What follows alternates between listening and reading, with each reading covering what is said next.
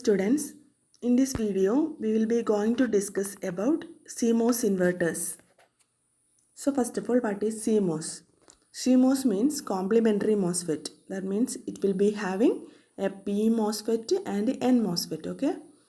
So in this CMOS, two types of MOS transistors are present. They are N MOSFET and P MOSFETs. The symbol for N MOSFET is shown here. You can see here, these are the three different notations for N MOSFET and this is the three different notation for P MOSFET. Suppose we are using this notation for N MOSFET. You know that in the case of MOSFET there is drain, source and gate. Okay. These are the three terminals. So this is a type of notation for N MOSFET. When we are notating it like this, then the corresponding P MOSFET will be like this. That means there will be a bubble present at the gate side. That is the only difference in this two type of notation.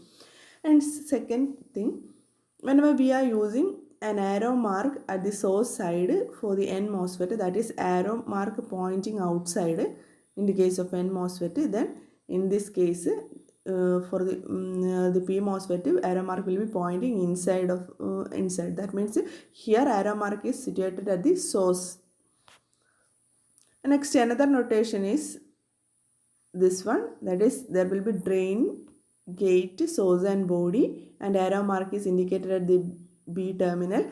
And here for the case of N MOSFET, arrow mark is pointing inwards, and for the case of P MOSFET, arrow mark is pointing outwards. Okay, CMOS ഇൻവെർട്ടറിൽ രണ്ട് MOS ഉണ്ടാവും, അതായത് N മോസും ഉണ്ടായിരിക്കും P മോസും ഉണ്ടായിരിക്കും. അപ്പോൾ N മോസിൻ്റെ നൊട്ടേഷനും P മോസിൻ്റെ നൊട്ടേഷനാണ് കാണിച്ചിരിക്കുന്നത്. ഇത് നിങ്ങൾ ഓർത്ത് വെച്ചിരിക്കുക. മൂന്ന് ടെർമിനൽസാണ് പൊതുവെ മോസ്ഫെറ്റിന് ഉണ്ടാവുക, ഡ്രെയിനും ഗേറ്റും സോഴ്സും. അത് വെച്ചിട്ടുള്ള നൊട്ടേഷനാണ് ആദ്യത്തെ. അതിലുള്ള ഡിഫറൻസ് എന്താണ്, ഒരു ബബിൾ ഉണ്ടെന്ന് മാത്രമാണ് ഗേറ്റിൽ. സെക്കൻഡ് നൊട്ടേഷനിൽ എന്താണ്, ആരോ മാർക്ക് ഉണ്ട് സോഴ്സിൽ. അതായത് എൻ മോസ്ഫെറ്റിൻ്റെ കേസിൽ സോഴ്സിലാണ് നമ്മൾ ആരോ മാർക്ക് കൊടുക്കുന്നതെങ്കിൽ പുറത്തോട്ടേക്കാണ് കൊടുക്കേണ്ടത്. അതുപോലെ തന്നെ പി മോസ്ഫെറ്റിൻ്റെ കേസിലാണ് ഇൻവേർഡ് ആയിട്ടാണ് കൊടുക്കേണ്ടത്. ഓക്കെ, അകത്തോട്ടേക്ക് വരുന്ന സോഴ്സിൽ നിന്ന് അകത്തേക്ക് വരുന്നത് പോലെയാണ് ആരോ മാർക്ക് കാണിക്കേണ്ടത്. നെക്സ്റ്റ് നൊട്ടേഷൻ സോഴ്സ്, ഡ്രെയിനും സോഴ്സും ഗേറ്റും ബോഡിയുള്ള നൊട്ടേഷനാണ്. അപ്പോൾ അതിൽ ബോഡി എന്ന് പറയുന്ന പാർട്ടിലാണ് നമ്മൾ ആരോ മാർക്ക് കാണിച്ചിരിക്കുന്നത്. അത് എൻ മോസ്ഫെറ്റിലാണെങ്കിൽ ഇൻവേർഡ് ആയിട്ടാണ് കാണിച്ചിരിക്കുക, പി മോസ്ഫെറ്റിൽ ഔട്ട്വേർഡ് ആയിട്ടാണ് കാണിച്ചിരിക്കുക. അപ്പോൾ ഈ രണ്ട് ആരോ മാർക്കും തമ്മിൽ ഡിഫറൻസ് ഉണ്ട്. എൻ മോസ്ഫെറ്റിൻ്റെ കേസിൽ തന്നെ പുറത്തോട്ടേക്ക് ആരോ മാർക്കും അകത്തോട്ടേക്കും ആരോ മാർക്ക് കാണിച്ചിട്ടുണ്ട്. അതെന്ന് പറയുന്നത് സോഴ്സിലാണ് ആരോ മാർക്ക് കാണിക്കുന്നതെങ്കിൽ പുറത്തോട്ടേക്കായിട്ടാണ് കാണിക്കുക, ബോഡിയിലാണെങ്കിൽ അകത്തോട്ടേക്കായിട്ടാണ് കാണിക്കുക. അപ്പോൾ അതിൻ്റെ നേരെ ഓപ്പോസിറ്റ് ആയിരിക്കും പി മോസ്ഫെറ്റിൻ്റെ കേസിൽ വരുന്നത്. Okay, next, so first of all let us see how we can implement a NOT gate by using CMOS. You know, NOT gate, in the case of NOT gate, whatever input we are giving, we will be getting the complemented output. That is the thing. Okay, suppose if we are giving logic 1 at the input side and we will be getting logic 0 at the output side, that is we will be inverting the input. So suppose if we are giving logic 0 at the input side, then we will be getting logic 1 at the output side. Okay, so just we will be invert the input operation. So implementation of the NOT gate is similar to the CMOS inverter. That means inverter is what inverter is doing is that it will be inverting the input. And here this is the MOS circuit, and here first is the PMOS, then next one is an NMOS. This is the CMOS connection.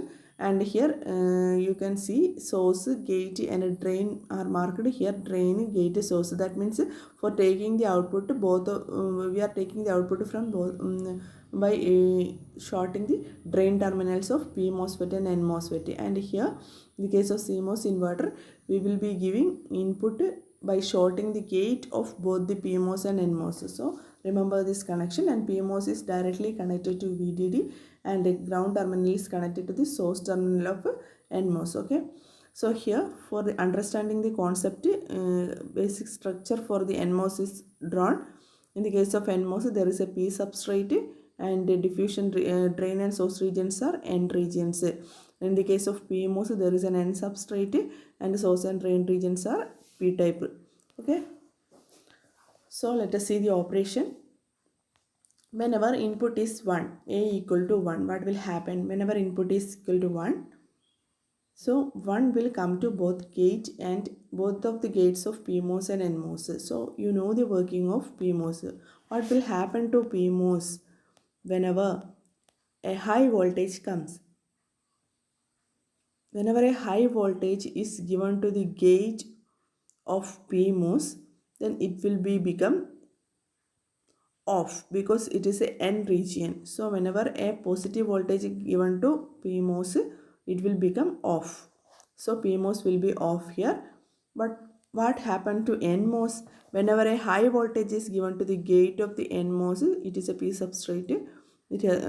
Gate is connected to the P substrate. So whenever a high voltage is connected to this P substrate, it will turn on. Okay, so NMOS become on.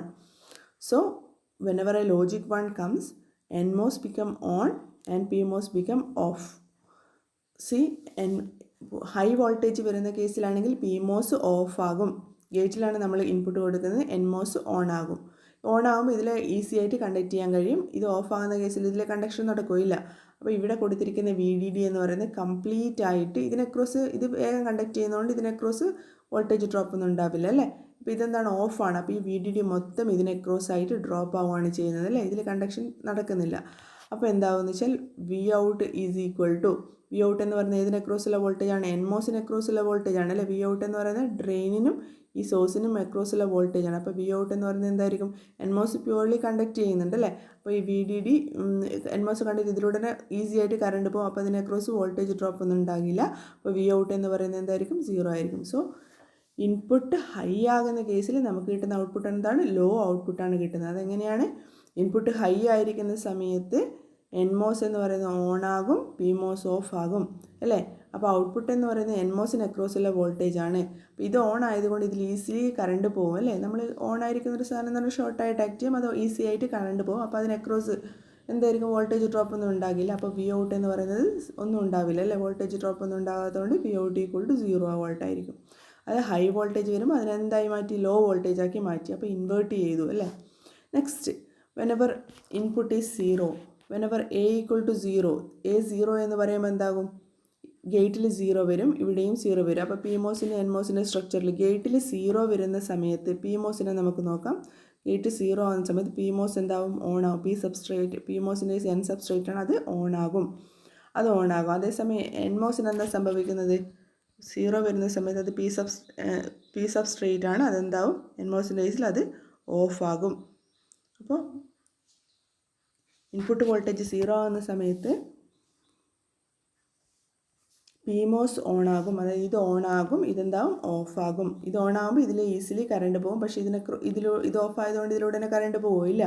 അപ്പോൾ എന്താണ്, ഇതിൽ easily current പോകും, അതിനെക്രോസ് voltage drop ഒന്നും ഉണ്ടാവില്ല. പിന്നെ ഇത് of ആയതുകൊണ്ട് ഇതിനെക്രോസ് ഇതിൽ കറണ്ടൊന്നും പോവില്ല. അതുകൊണ്ട് തന്നെ എല്ലാ വോൾട്ടേജും ഈ NMOSന് അക്രോസ് ആണ് ഡ്രോപ്പ് ആവുക അല്ലേ. അപ്പോൾ അതുകൊണ്ട് എന്താണെന്ന് വെച്ചാൽ ഇത് ഓപ്പൺ ആയിട്ടല്ലേ ഉണ്ടാവുക, ആ ഓപ്പൺ സർക്യൂട്ടിന് അക്രോസ് അല്ലേ കംപ്ലീറ്റ് വോൾട്ടേജ് ഉണ്ട്. ഇതിങ്ങനെയല്ലേ സർക്യൂട്ട് ഉള്ളത്. അപ്പോൾ VDD കംപ്ലീറ്റ് ഇതിന് അക്രോസ് ആണ് ഡ്രോപ്പ് ആവും. അപ്പോൾ വി ഔട്ട് എന്ന് പറയുന്നത് NMOSന് അക്രോസ് ഉള്ള വോൾട്ടേജ് ആണ്. അപ്പോൾ വി ഔട്ട് എന്ന് പറയുന്നത് എന്തായിരിക്കും, VDD ആയിരിക്കും. അതായത് ഇൻപുട്ട് 0 ആയിരിക്കുന്ന കേസിൽ ഔട്ട്പുട്ട് വോൾട്ടേജ് എന്ന് പറയുന്നത് ഹൈ ആയിരിക്കും, VDD ആയിരിക്കും.